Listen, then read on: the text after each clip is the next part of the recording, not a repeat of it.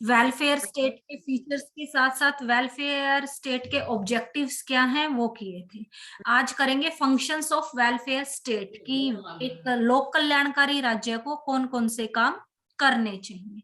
कि लोक कल्याणकारी राज्य हमेशा वही काम करता है जो उसके नागरिकों के राजनीतिक, आर्थिक, सामाजिक विकास में सहायक होते हैं। जो काम तो अपने नागरिकों के राजनीतिक, आर्थिक, सामाजिक सभी एस्पेक्ट्स पे या सभी पहलुओं के विकास से संबंधित कार्यों को ज्यादा से ज्यादा बढ़ावा देता है लोक कल्याणकारी राज्य, और इसी के संदर्भ में इसके सारे कार्य निहित है। फर्स्ट ऑफ ऑल यहाँ डिस्क्राइब है, जैसे मजदूरों की भलाई के लिए कानून बनाता है कि आर्थिक रूप से आत्मनिर्भरता या आर्थिक असमानता को खत्म करने के पहल में जो कदम उठाता है लोक कल्याणकारी राज्य, अपने नागरिकों में मजदूर वर्गों की दशा सुधारने के लिए काम के घंटे निर्धारित करता है, समान काम के लिए समान वेतन, उचित वेतन निर्धारित करता है, उनके स्वास्थ्य, शिक्षा के लिए प्रबंध या अयोग्यता की अवस्था में मीन्स अगर किसी हादसे में वो काम करने लायक नहीं होते हैं तो उन्हें जो भत्ता, सुविधाएं या पेंशन प्रदान की जाती है। इसी के तहत भारत में जैसे मनरेगा योजना लागू की गई है, जिसके तहत जो काम करना चाहता है उस व्यक्ति को 100 दिन के रोजगार की गारंटी दी जाती है। ये भारत की एक लोक कल्याणकारी योजना है, मजदूरों की भलाई के लिए बनाया गया एक कानून है। फिर आता है यातायात तथा आवागमन की व्यवस्था करना, कि लोक कल्याणकारी राज्य का ही काम है अपने नागरिकों की सुविधाओं का ध्यान रखना, उनके लिए सड़क, रेल, वायुयान आदि का प्रबंध करना, सड़कें अच्छी होनी चाहिए, या यातायात के साधनों का उचित प्रबंध होना चाहिए। फिर है शिक्षा, कि राज्य का सबसे महत्वपूर्ण कर्तव्य बनता है राज्य के नागरिकों के, चाहे राजनीतिक है, चाहे आर्थिक है, चाहे सामाजिक विकास से संबंधित है, कि राजनीतिक चेतना के लिए भी शिक्षा की आवश्यकता है, सामाजिक सत्र को विकसित करने के लिए भी शिक्षा महत्वपूर्ण है, और आर्थिक सत्र को भी विकसित करने में शिक्षा बहुत बड़ा योगदान अदा करती है। तो नागरिकों को तकनीकी, व्यावसायिक शिक्षा और इसी के तहत प्राथमिक सत्र की सार्वभौमिक और निशुल्क शिक्षा प्रदान करता है एक लोक कल्याणकारी राज्य। और इसी संदर्भ में भारत ने भी प्राथमिक सत्र में निशुल्क और सार्वभौमिक शिक्षा का लक्ष्य रखा हुआ है। फिर बात आती है प्रोटेक्शन ऑफ हेल्थ, स्वास्थ्य रक्षा की, कि लोक कल्याणकारी राज्य अपने नागरिकों के स्वास्थ्य के लिए उचित प्रबंध करता है। राज्य में सफाई का, सबसे पहले तो सफाई के प्रबंधों का, जैसे म्युनिसिपैलिटी या ग्राम पंचायत के सफाई कर्मचारी होते हैं ना, वो जो काम करते हैं, कि राज्य उनको वेतन देता है। उसी के साथ साथ कोई महामारी आ जाती है तो उस दौरान, जैसे वर्तमान में कोरोना के दौरान राज्य का कर्तव्य है कि वो वैक्सीन प्रोवाइड करवाए सभी नागरिकों को। फिर उसके साथ साथ बीमारी में या अस्पतालों की व्यवस्था करता है, उसमें मनुष्यों के और पशुओं के दोनों के अस्पतालों की व्यवस्था करना, दवाइयां उपलब्ध कराना, या दूसरी स्वास्थ्य संबंधी, कि हर बच्चों को जो इम्यूनेशन होता है जब छोटे होते हैं तो आंगनवाड़ी में या फिर पीजीआई में, पीएचसी में जो निशुल्क जो इम्यूनेशन की सुविधा राज्य द्वारा प्रदान की जाती है। फिर बात करते हैं खेती, उद्योग तथा व्यापार के विकास की, कि लोक कल्याणकारी राज्य अपने नागरिकों के आर्थिक विकास के लिए सिर्फ औद्योगिकरण पर ही नहीं, अगर कृषि प्रधान देश है तो उसमें खेती के आधुनिक साधनों के प्रयोग के लिए बीज, सिंचाई के साधन, खाद का प्रबंध, आधुनिक यंत्रों से खेती की सुविधाएं, खेती में नई नई तकनीकों का विकास के लिए, अनुसंधान के लिए राज्य मदद करता है, सब्सिडीज वगैरह भी देता है। फिर बात आती है उद्योगों की, कि उद्योगों के विकास के लिए उद्योगों को राष्ट्रीय और अंतरराष्ट्रीय सत्र पर विकसित करने में राज्य का सबसे बड़ा योगदान होता है। जैसे कोई भी व्यक्ति चाहे अपने गांव में, शहर में, कि एक एंटरप्रेन्योर की जो टर्म है ना, कि कुछ भी नया करना चाहता है या सकल घरेलू उद्योग जो होते हैं उनको विकसित करना चाहता है, तो उसके लिए सहकारी आयोग बनाए जाते हैं, राज्य मदद करता है, राज्य के द्वारा राज्य बैंक लोन भी प्रोवाइड हो जाता है उस सहकारी आयोग को, या फिर सहकारिता समूह जो बनाए जाते हैं उसके तहत राज्य उन्हें आर्थिक सुविधाएं प्रदान करता है, जिससे कि उनका व्यापार ज्यादा से ज्यादा विकसित हो सके। और उनके व्यापार के विकसित होने में राज्य को भी फायदा है, कि राज्य उनसे चीजें ये कि अंतरराष्ट्रीय सत्र पर भी उनको बेच सकता है, या नेशनल लेवल पे भी जो बेरोजगारी की दर है, जब खुद व्यक्ति आत्मनिर्भर बनने की कोशिश करेगा तो राज्य का भी भार कम होता है। फिर बात है नैतिक विकास की। कई कल्याणकारी राज्य का कर्तव्य सिर्फ अपने नागरिकों का राजनीतिक आर्थिक विकास करना ही नहीं है। जो सामाजिक विकास विकास का पहलू है, उस सामाजिक विकास में सबसे पहली चीज जो इंक्लूड होती है वो है नैतिकता का विकास। और नैतिकता का विकास निहित होता है शिक्षा के माध्यम से ही इस विकास को संभव बनाया जा सकता है।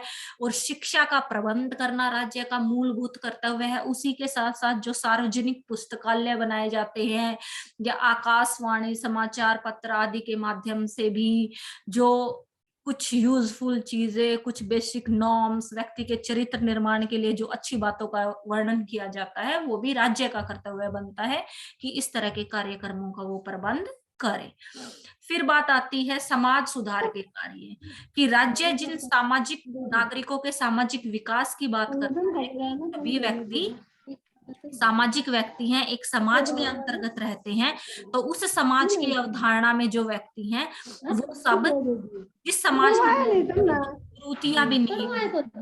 बेटा अपना माइक म्यूट करो, मैं बार बार म्यूट करती रहूंगी कि आप सब बना रखे हैं।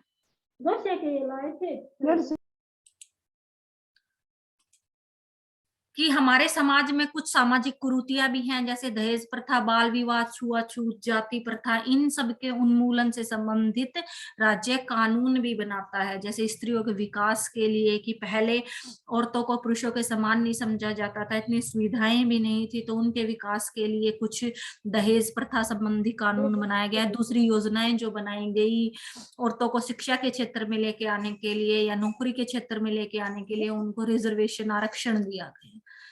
फिर है परिवार नियोजन, फैमिली प्लानिंग, क्योंकि जनसंख्या राज्य का आधारभूत तत्व होती है। राज्य के 4 आधारभूत तत्व हैं जिनमें जनसंख्या सबसे बड़ा योगदान अदा करती है। कि जनसंख्या अगर ज्यादा होगी तो राज्य का विकास संभव नहीं है, गरीबी, बेरोजगारी, भुखमरी उस राज्य में ज्यादा होगी।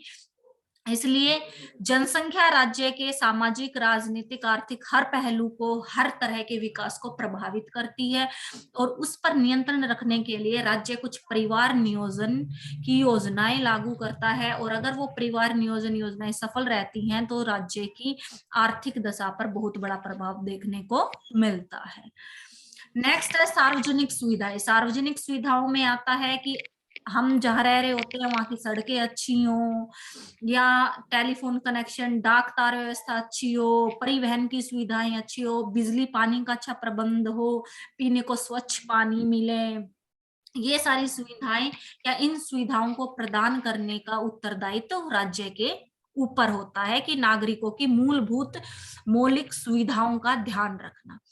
फिर है कृषि की उन्नति, जो पहले भी आ चुका है कि कृषि की उन्नति और विकास से राज्य में कभी भी खाद्य समस्या नहीं आएगी। तो खाद्य समस्या का अगर निपटारा करना है कि भुखमरी राज्य में कम से कम हो, तो इसलिए कृषि में उन्नत बीज, खाद, पानी का प्रबंध और कृषि के आधुनिक यंत्रों के लिए भी राज्य उत्तरदायी है, सहायता प्रदान करता है राज्य।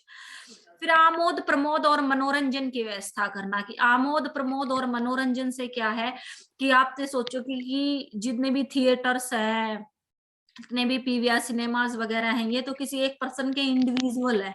लेकिन ये नहीं है जैसे कोई भी स्कूल खोलने के लिए एफिलिएशन की जरूरत होती है, उसी तरह से किसी भी सिनेमा जो किसी एक बड़े इंडस्ट्रियलिस्ट ने खोला है उसके लिए भी उसे एफिलिएशन की जरूरत है, राज्य की मान्यता के बगैर नहीं खोला जा सकता। दूसरी चीज, जितने भी टूरिस्ट प्लेसेस होते हैं, पर्यटन स्थल, टूरिस्ट प्लेसेस राज्य सरकार के नियंत्रण के अधीन आते हैं, जिनसे राज्य का एक कमाई का या आमदनी का साधन भी होते हैं वो, जिससे राज्य की अर्थव्यवस्था स्टेबल रहती है। जैसे कुछ स्टेट्स, हम माने उत्तराखंड का या अंडमान निकोबार की बहुत बड़ी इकोनॉमी इसी चीज पे डिपेंड करती है कि वो टूरिस्ट प्लेसेस है, वहां घूमने बहुत सारे लोग जाते हैं, इनकम उस स्टेट की बहुत ज्यादा इस चीज से होती है। और आमोद की टूरिस्ट प्लेसेस को मेंटेन रखना, या वहां पर जो भी कोई ऐसा स्थल है, हिस्टोरिकल इमारतें हैं, मंदिर है, बिल्डिंग है, उसका व्यवस्था का ढांचा या फिर उसकी मेंटेनेंस का सारा उत्तरदायित्व तो राज्य पर होता है।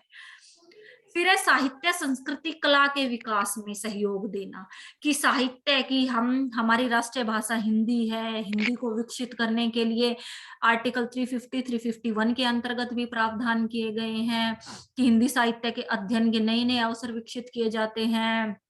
हमारी सभ्यता संस्कृति कला को विकसित करने के लिए परिस्थितियां उपलब्ध कराई जाती है। अंतरराष्ट्रीय सत्र पर कुछ ऐसे सांस्कृतिक आयोजन भी होते हैं जिसमें हाँ राज्य अपनी संस्कृति को रिप्रेजेंट करता है कि अंतरराष्ट्रीय सत्र पर भी उस संस्कृति की पहचान बने।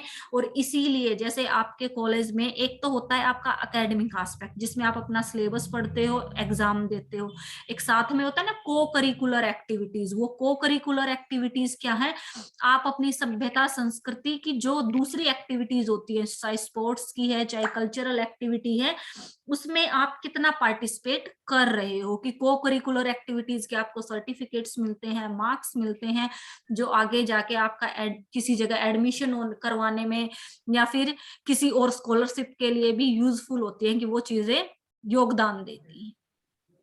फिर है अन्य राज्यों के साथ संबंध स्थापित करना, कि भारत के जो प्रथम राजनीतिक दार्शनिक कौटिल्य थे उन्होंने भी अपनी बुक अर्थशास्त्र में कहा था कि अगर किसी राज्य को विकास करना है तो उसे दूसरे राज्यों के साथ अपने संबंध स्थापित करने होंगे। कोई भी एक अकेला राज्य ना अपनी सारी जरूरतें पूरी कर सकता है, ना वो सुरक्षित रह सकता है। इसलिए कोई भी राज्य नदी का द्वीप नहीं होता है। नदी का द्वीप का मतलब है जैसे आइलैंड है ना, सबसे कटा रहता है कि आइलैंड के चारों तरफ पानी पानी होता है। तो आइलैंड टूरिस्ट प्लेस हो सकता है लेकिन आइलैंड पे ज्यादा दिनों तक सरवाइव नहीं किया जा सकता है क्योंकि वहां सारी जरूरतें पूरी नहीं होंगी। इसलिए लोक कल्याणकारी राज्य को अंतरराष्ट्रीय सत्र पर दूसरे देशों के साथ आर्थिक में व्यापारिक संबंध या राजनीतिक संबंध में जैसे दूसरे देशों में राजदूत भेजता है हर राज्य, आर्थिक या व्यापारिक संबंधों के अंतर्गत दूसरे देशों से आयात निर्यात करते हैं चीजों का, तो वो संबंध बनाने अनिवार्य है।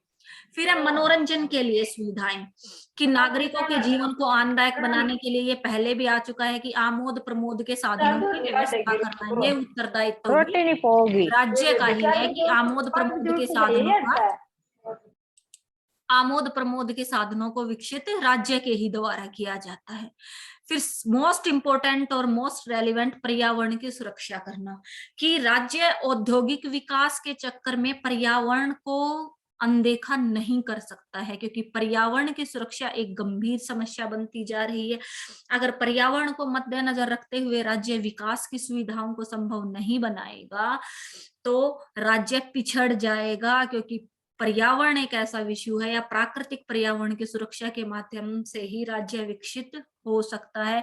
इसीलिए हर राज्य आजकल हर संभव कोशिश करता है ज्यादा से ज्यादा जैसे सौर ऊर्जा का प्रयोग करे, ऊर्जा के क्षेत्र में आत्मनिर्भर बने। वो जैसे लेटेस्ट अब जो पर्यावरण सम्मेलन हुआ था उसके तहत विकसित और विकासशील देशों ने एक पहल की है कि कोयले के माध्यम से जितने भी कारखाने चलते हैं उनको बैन किया जाएगा कुछ टाइम ड्यूरेशन के बाद, कि ज्यादा से ज्यादा सौर ऊर्जा का प्रयोग करें, कि इलेक्ट्रिक व्हीकल्स हो या सीएनजी के व्हीकल्स हो मोस्टली। फिर है जनता के जीवन सत्र को ऊपर उठाना या ऊंचा उठाना, कि लोक कल्याणकारी राज्य का दायित्व है कि वो न्यूनतम जीवन सत्र की गारंटी प्रदान करे। न्यूनतम जीवन सत्र क्या होता है कि किसी भी राज्य में गरीबी रेखा से नीचे कितने लोग हैं वो कम से कम होनी चाहिए वो स्ट्रेंथ। और दूसरी चीज, सभी नागरिकों की स्वास्थ्य सुविधाएं प्रदान की जाए और दैनिक मूलभूत आवश्यकताएं जैसे रोटी कपड़ा मकान, उसके साथ साथ आज अच्छी स्वास्थ्य सुविधाएं, शिक्षा का प्रबंध, आर्थिक सुरक्षा, राजनीतिक सुरक्षा, सामाजिक सुरक्षा का प्रबंध करना ये राज्य का उत्तरदायित्व बनता है और लोक कल्याणकारी राज्य इनकी पूर्ति के लिए हर संभव कोशिश करता है। फिर प्राकृतिक साधनों का विकास कि हर राज्य के पास, हर देश के पास प्राकृतिक साधन जो नेचुरल रिसोर्सेज होते हैं वो सीमित मात्रा में होते हैं। लेकिन उस राज्य की जनसंख्या अगर अधिक है तो नेचुरल रिसोर्सेज कम पड़ जाएंगे। तो नेचुरल रिसोर्सेज को ज्यादा से ज्यादा विकसित करने की जरूरत है, क्योंकि नेचुरल रिसोर्सेज नहीं बढ़ेंगे अपने आप। इसीलिए कि कम से कम हम इलेक्ट्रिसिटी का यूज करें, इलेक्ट्रिसिटी का कम यूज करेंगे, जब यूज नहीं है तो स्विच ऑफ कर दें। तो वो इसीलिए है कि कोयले की खपत कम होगी। कोयले की खपत के लिए ज्यादा से ज्यादा जंगलों को नहीं काटा जाएगा, खनन नहीं किया जाएगा, जिससे कि जमीन अनुपजाऊ होती है। नदियों के पानी से लाभ उठाने की कोशिश करनी चाहिए, कि मनुष्य को अपनी इच्छाओं या लालसाओं पर नियंत्रण रखते हुए प्राकृतिक साधनों को देखते हुए अपने विकास का आधार बनाना चाहिए। और लोक कल्याणकारी राज्य इस क्षेत्र में, पर्यावरण के क्षेत्र में और प्राकृतिक साधनों के विकास के लिए हर संभव कोशिश और हर संभव पहल करने की कोशिश करता है। ये थे एक लोक कल्याणकारी राज्य को क्या क्या कार्य करने चाहिए, लोक कल्याणकारी राज्य क्या काम करने की हर संभव कोशिश करता है। अब आता है कि सारे काम जो लोक कल्याणकारी राज्य के बताए गए हैं, उन कामों को करते हुए कुछ चीजें छूट जाती हैं, कि कुछ चीजों को अनदेखा कर दिया जाता है। उन्हीं आधारों पर लोक कल्याणकारी राज्य के सिद्धांत की आलोचनाएं क्या क्या है।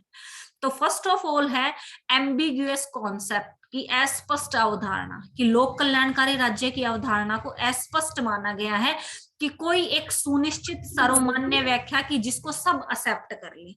कहीं तो लोक कल्याणकारी को माना गया है कि प्रजातांत्रिक लोकतंत्र के तहत शासन प्रणाली जो करती है वो ठीक है।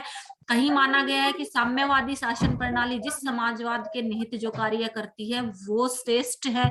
तो लोक कल्याणकारी राज्य की इस अवधारणा में किस शासन प्रणाली को और किस विचारधारा को सत्यापित किया गया है, ये मिसकॉन्सेप्ट है, कि इस चीज को क्लियर नहीं किया गया है। नेक्स्ट है खर्चीली व्यवस्था, की लोक कल्याणकारी राज्य के अंतर्गत राज्य के सारे कर्तव्य बताए गए हैं, कि राज्य को नागरिकों की सुविधाओं के लिए काम करनी चाहिए, उनको ये अधिकार देने चाहिए, उनके लिए रोजगार की व्यवस्था करे, गरीब कम से कम रहे। तो इन सब चीजों के लिए सबसे बड़ी चीज पैसे की जरूरत होती है। अर्थव्यवस्था उस राज्य की सबसे स्ट्रोंग होनी बहुत जरूरी है। और अर्थव्यवस्था के अंतर्गत जो राज्य अपने नागरिकों को ज्यादा से ज्यादा सुविधाएं देगा, ज्यादा से ज्यादा उसे खर्च करना पड़ेगा। तो पूर्ण रूप से आत्मनिर्भर या आर्थिक रूप से सुदृढ़ राज्य बहुत जरूरी है, जिसकी कमी देखने को मिलती है। कि इंडिया को अगर हम माने कि लोक कल्याणकारी राज्य है, तो उसके अंतर्गत बहुत सारी योजनाओं को लागू करने के लिए पैसे की जरूरत होती है। फंड पर्याप्त नहीं रह पाता है, कि इंडिया की पॉपुलेशन भी बहुत ज्यादा है, इतने आय के साधन भी नहीं है। फिर है पूंजीपतियों द्वारा विरोध, की पूंजीपति लोक कल्याणकारी राज्य का विरोध क्यों करते हैं, क्योंकि पूंजीपति खुली प्रतियोगिता का समर्थन करते हैं, जबकि लोक कल्याणकारी राज्य समाजवाद का समर्थक है, साम्यवादी विचारधारा का समर्थक है, जिसमें उत्पादन और वितरण के साधनों पर राज्य के नियंत्रण की बात कही गई है। जबकि पूंजीपति मानते हैं कि अगर खुली प्रतियोगिता नहीं होगी तो उत्पादन घट जाएगा, जिससे राज्य को ही हानि होगी। फिर है नौकरशाही को अनुचित महत्व, कि लोक कल्याणकारी राज्य की अवधारणा में शासन प्रणाली ब्यूरो, कमीशन, बोर्डों की स्थापना करती है ना, प्रशासन को स्मूथली चलाने के लिए।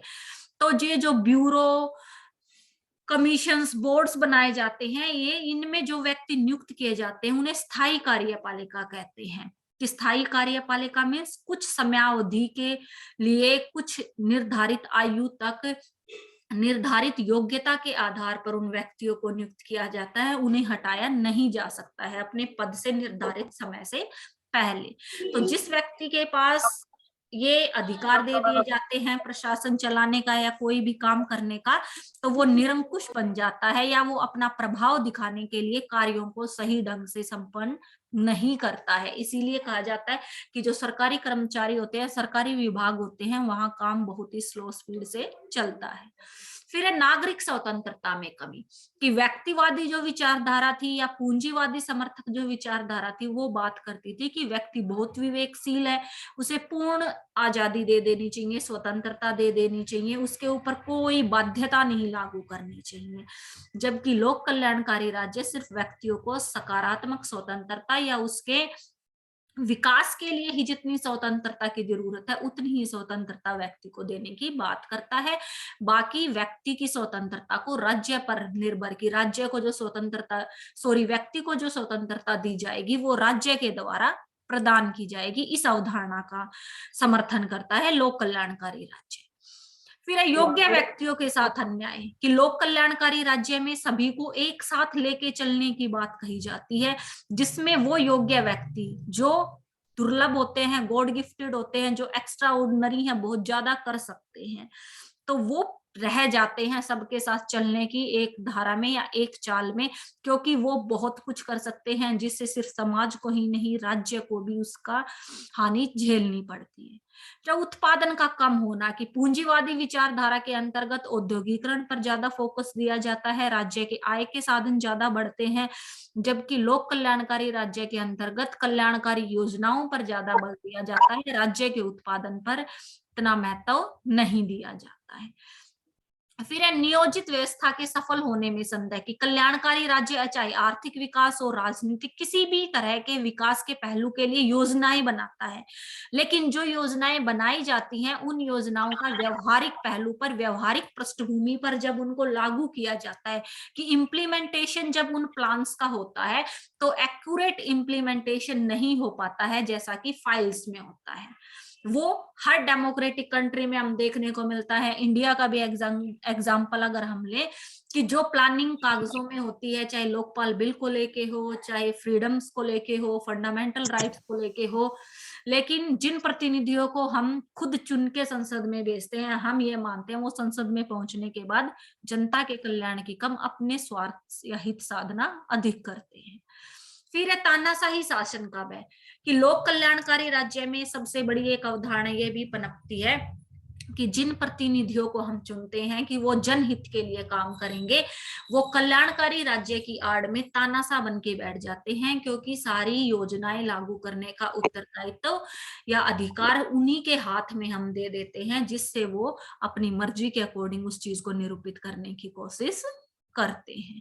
तो इसी के अंतर्गत लोक कल्याणकारी राज्य की व्यवस्था को हम ये नहीं कह सकते कि लोक कल्याणकारी राज्य की व्यवस्था के अंतर्गत नागरिकों के कल्याण के लिए कुछ सुविधाएं, योजनाओं का निरूपण भी किया जाता है, लेकिन साथ ही साथ कई बार ये भी देखने को मिलता है कि वो कल्याणकारी योजनाएं व्यवहारिक रूप में बिल्कुल अलग है जो योजना का प्रारूप था उससे।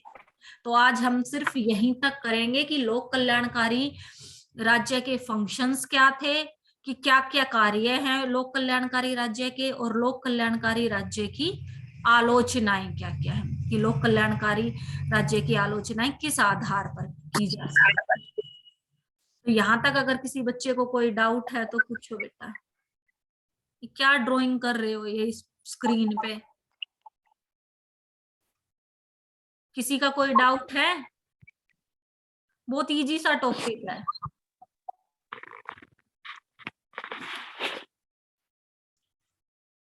और ये सभी ने अपने ना नेम और रोल नंबर से ज्वाइन किया करो बेटा, जिससे साथ साथ मैं नोट डाउन भी हो जाए कि कौन प्रेजेंट था कौन नहीं था, आपके अटेंडेंस में भी दिक्कत नहीं आएगी। कुछ बच्चों ने अभी भी अपने नेम और रोल नंबर से ज्वाइन नहीं किया हुआ है। ये रेडमी जिसका माइक अनम्यूट है, क्या नाम है बेटा, कितना रोल नंबर है? किसी की कोई क्वेरी है यहाँ तक? किसी को कुछ पूछना हो?